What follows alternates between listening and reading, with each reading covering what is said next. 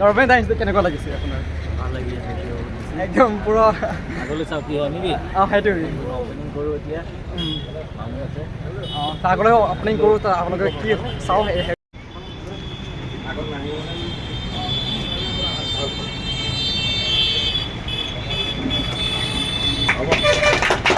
নমস্কাৰ। নগৰ মাজমজিয়াত এখন মোবাইল দোকান অপেনিং হৈছে আৰু সেই দোকানখনৰ নাম মোবাইল ডেষ্টিনি। হয়, সবেই আপোনালোকক সেই দোকানখন দেখাই দি আছোঁ আৰু সেই দোকানখনত কিমানখিনি ফেচিলিটি আছে, মানে কি মোবাইল পাব, কি পাব, চব আপোনালোকক কৈ দি আছোঁ। দোকানখনত আপোনালোকে পাই যাব হ'লচেলাৰ এণ্ড ৰিটাৰ্ণাৰ, মানে আপোনালোকে হ'লচেলাৰ পাব, আপোনাৰ ৰিটাৰ্ণ কৰিব পাব। আপোনাৰ ধৰক আপোনাৰ এটা মোবাইল আছে আৰু সেই মোবাইলটো যদি আপুনি ইয়াত দিব বিচাৰিছে আৰু সেই মোবাইলটো দি পেলাই আপোনাৰ নতুন মোবাইল ক্ৰয় কৰিব পাৰিব, যিকোনো মন পচন্দৰ মোবাইল ক্ৰয় কৰিব পাৰিব। আৰু লগতে ইয়াতে আইপেড আৰু আপোনাৰ লেপটপ এইবিলাক ৰিপেয়াৰিং কৰিব পাৰিব। হয়, আপোনালোকে সেইবিলাক দেখাই দি আছোঁ যে কেনেকুৱা কি ধৰণৰ মোবাইল, কেনেকুৱা কিমান দামত পাব আৰু সেইবিলাক সকলো আপোনালোকে দেখাই দি আছোঁ। মামুনদাৰ মানে যাৰ দোকান তাৰ লগত মই দেখাই দি আছোঁ। যদি আপোনালোকে মৰিয়াবাৰীৰ পৰা চিধা আহে তেন্তে আপোনালোকে ইয়াত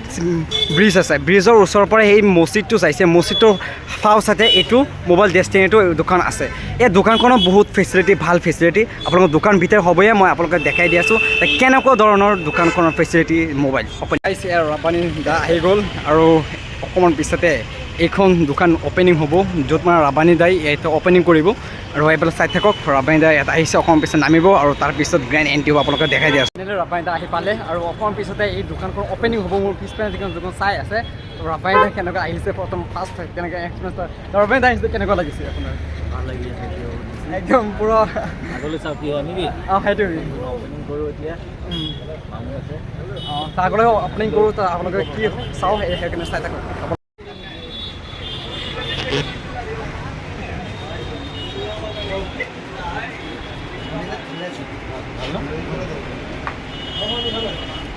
একবাৰ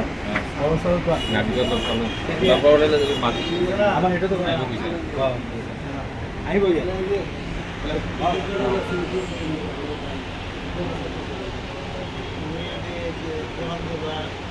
গাইজ। আৰু এজন পালে আমাৰ ছাৰ পচন্দ ছাৰো আহি পালে। তো ছাৰ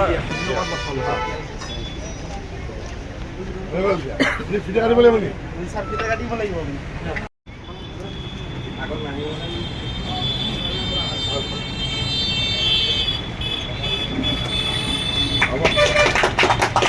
মোবাইল পাই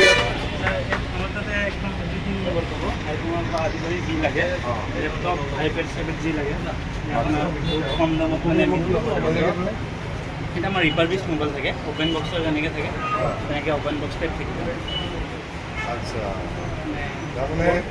ইয়াত মানে ছেকেণ্ড হেণ্ডবিলাক কিনিব হয়, মানে ছেকেণ্ড হেণ্ড আমাৰ ডাইৰেক্ট ফ্লিপকাৰ্টৰ পৰা আহে। আচ্ছা, ফ্লিপকাৰ্টৰ পৰা অ'পেন বক্স চিষ্টেম আহে। যেনেকৈ মানে বহুত মানুহ আছে আপোনাৰ পইচাৰ অভাৱত মানে ল'ব নোৱাৰে লেপটপ, মানে বহুতে পঢ়িব নোৱাৰে। আমি মানে যোনকেইটা লেপটপ আপোনাৰ ধৰি লওক 50,000 আছে, 55 আছে, আমি সেইটো 15,000 বা 20,000 দিওঁ। মানে ফ্লিপকাৰ্টৰ পৰা আহে যে ৰিপাৰবিছ মালকেইটা সেইটা। প্লাছ আমাৰ ইয়াত 1 years ৱাৰেণ্টি আছে। মানে এইবিলাক যিবিলাক কম দামত পায় সেইটো অৰিজিনেল মাল, অৰিজিনেল মাল থাকিব, 100% অৰিজিনেল থাকিব। আচ্ছা, এইবিলাক মোবাইল চব তাৰমানে আমাৰ ফ্লিপকাৰ্টৰ পৰা আহে। ফ্লিপকাৰ্টৰ পৰা আহে আৰু দামবিলাক কম, বহুত কম দাম, নতুনতকৈ 50% দাম কম। এনেকৈ যখন নতুন মোবাইল যখন বিক্ৰী থাকে তাকে নতুন নল'বই হোৱা নাই, ছেকেণ্ড হেণ্ড নতুন নলয় আৰু ছেকেণ্ড হেণ্ড আনবক্সিঙে ল'ব। মানে এইবিলাক কি হয়, ছেকেণ্ড হেণ্ড যোনবিলাক ফোন বা ধৰি লওক কিছুমান কেতিয়াবা কমপ্লেইন আহে, কাৰোবাৰ তাতে ফ্লিপকাৰ্টৰ পৰা ডেলিভাৰী হ'ল কিবা হ'ল, সেইবিলাক নি পেলাই আকৌ ৰিনিউ কৰা যায়। সেইটো মানে আকৌ ৰিফাৰ্ব কৰা যায়, ৰিফাৰ্ব কৰি পেলাই আকৌ মাৰ্কেটত দিয়া যায়। সেইটো এটা বেলেগ মাৰ্কেট মানে। এটা হৈ গ'ল আপোনাৰ নতুন মাৰ্কেট আৰু এটা এইটো এটা মাৰ্কেট। এইবোৰ তাৰমানে নতুন মানে এইবিলাক কিছুমান একদম নতুন থাকে আৰু কিছুমান ছেকেণ্ড হেণ্ড আকৌ উঠাই পেলাই তাক আকৌ ৰিনিউ কৰা যায়। ৰিনিউড ফোনবিলাক, আৰু সেইটো আমি উইথ ৱাৰেণ্টি পাই মানে।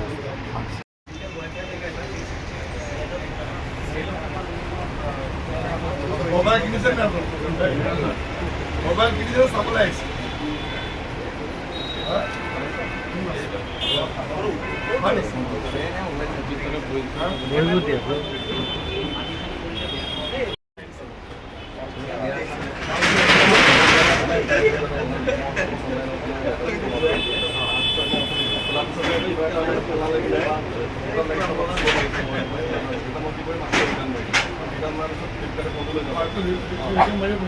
আপোনাৰ 50 days আমাৰ এটা টাইম তো মই এটা মাৰ পিছত বস্তু কিনি দিলোঁ সেই বস্তুখিনি আপোনাক যদি কোনোবাই যদি কিছুমান বস্তু বেয়া থাকে কোনোবাই বিক্ৰী কৰিব নোৱাৰে বা কেতিয়াবা কিছুমান বস্তু বেয়া কোনোবাই যদি সেইটো কিনিব আপুনি মোবাইল পাই আপোনাৰ থাকিব লাগিব যদি কিবা বহুত IT এক্সপাৰ্ট থাকে যদি এইটো IMEI নম্বৰ চেক কৰিব পাৰে প্ৰিফাৰ কৰিব মানে কম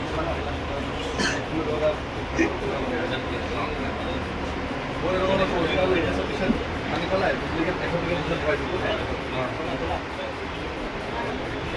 ভিতৰত কি ৰিপেয়াৰিং স্টাৰ্ট মানে ৰিপেয়াৰিং লগাবো অনলাইনতো আছে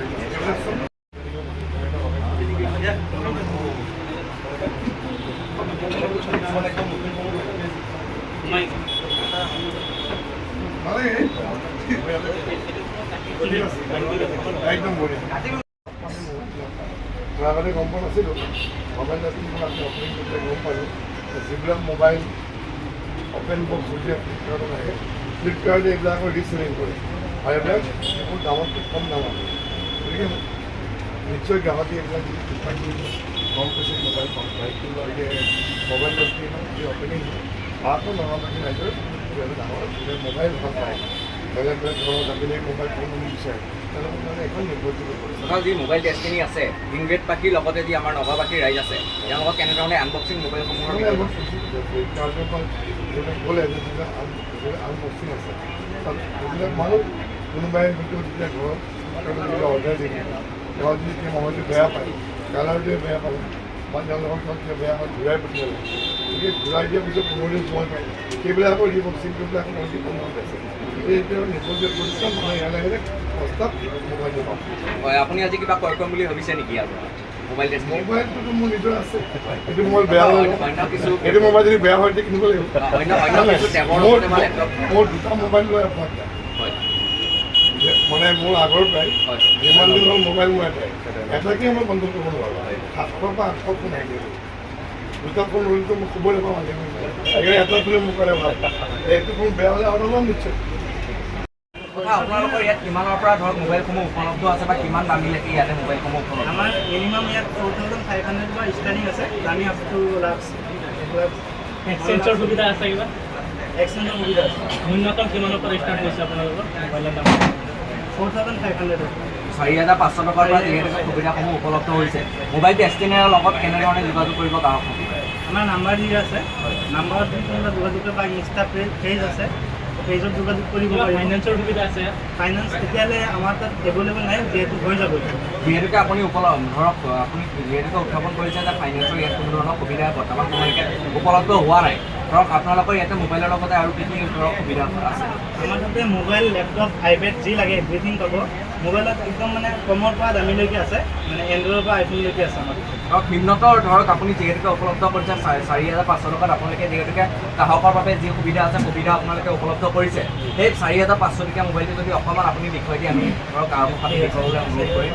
মোবাইল এটা দেখাই দিয়া 99 ৰেডমি 99টো দিয়া